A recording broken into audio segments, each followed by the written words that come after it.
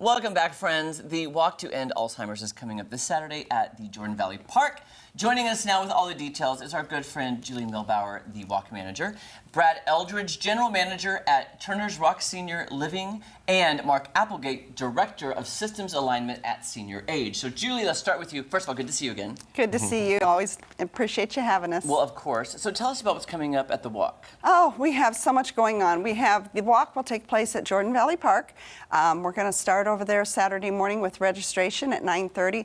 We're expecting probably around 900 people and their pets. So we encourage everybody to come out, sport your purple. We do all the purple. Pets come in purple. It's a lot of fun. And there's a QR code on your screen right there, too. There is. We've got a QR code there. If you haven't signed up to join yet, sign up online. You can get your team, add your team members right to it on the app. And, of course, we're there to raise money to find the end, find that first survivor of Alzheimer's disease, which is such a crippling disease. We have right now about 120,000 people in the state of Missouri living with Alzheimer's disease, and of course most of those are cared for by their families. Right. So Brad can speak firsthand to that. Brad's at the Senior Center where they have a memory care unit. Thank you, Julie. Yes, I run Turner's Rock Senior Living, and we've got 125 residents at our community, and probably over half of them are afflicted with some level of Alzheimer's or dementia. But that doesn't mean that they can't still live productive lives. They can have great qualities of life, and we help them live that life with their families, with activities, with staff training, and that's where the Alzheimer's Association can come in so much with helping with training, with helping support groups, with helping caregivers deal with the crippling effects of Alzheimer's and dementia. And I've heard, too, that it's terrible for the person with Alzheimer's, but it's so much harder on the caregiver. It is so hard because you don't know what kind of day you're going to have that day. That's exactly right. We actually see that, Jeremy, from a standpoint of the caregivers actually usually suffer more than the person that's afflicted, because they are not just taking care of themselves, but all of a sudden they've got to be the primary caregiver for their loved one.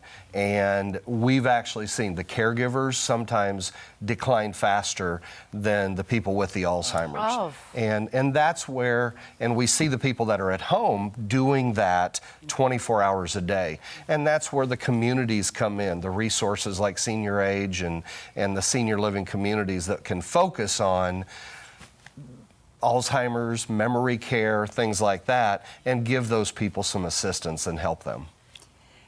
Go ahead, I'm sorry, Julie, and I will please. say as a part of that, Brad and his team at Turner's Rock are one of our top fundraising teams right now. We've currently raised over $113,000. Wow. We have a goal of $160,000 team, but his team is killing it. Yeah, that's amazing. He might reach it by himself. Yeah, No, seriously. not quite. Thank you. Yeah. We've been involved I've been involved personally with the Alzheimer's Association for over 15 years and been involved in senior living communities, both here in Springfield area and Joplin, and it's so close to my heart. Yeah. It truly is. And Mark, could you tell us more about Senior Age and all the everything that you offer? Absolutely, yeah. Senior Age, we do a lot of things for Alzheimer's patients, for caregivers, for the whole works. We have wellness programs. We have, I work for them, but I'm also a support group leader with the Alzheimer's Association. I have 2 different support groups. A lot of different things. Anything that relates to seniors, which Alzheimer's isn't only a senior disease, but it tends to overlap a lot. Do you have are there memory games? Are there tricks? Are there Sudoku, crossword puzzle? Is there something that helps trigger memory or to keep it going, or maybe hold off the signs as long as you can?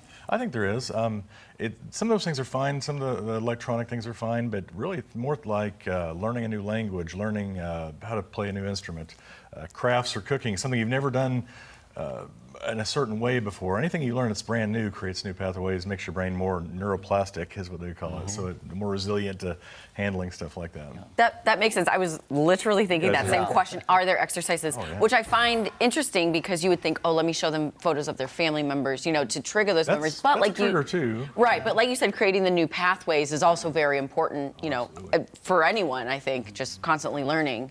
Well, and we talk about, I've learned so much in the short time. I've only been with them for 3 months, but I have learned so much because I think one of the things that's a misconception is, oh, they forget who you are.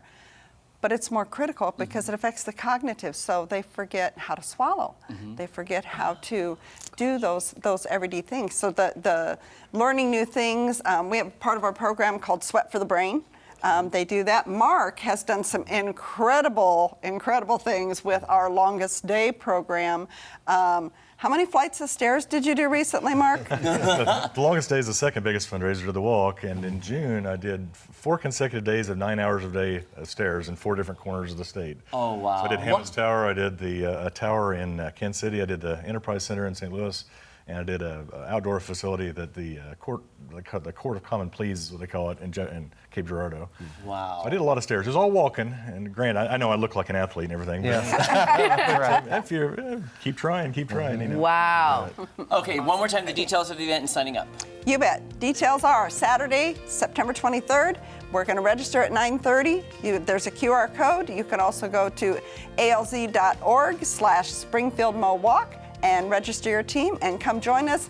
Be a fun event, short walk, followed by pineapple whip at the end. There you go. And don't forget your purple, everyone. Yeah. Purple. Thank All you right, guys thank you so much. Thank you. You guys, it is Fox Premiere Week, and we've got you covered on what shows you need to tune into. So stay tuned into this so we can clue you in.